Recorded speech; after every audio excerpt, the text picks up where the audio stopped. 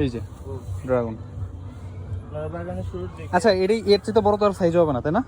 হবে, এর থেকেও সাইজে বড় হবে ন্যাচারালগুলো না? ন্যাচারাল গুলো। আচ্ছা যাক।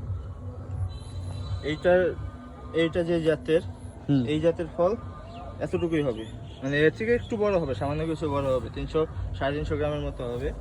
আচ্ছা 1 কেজিতে মোটামুটি তাহলে কটা ধরবে? 3-4টা। 3-4টা।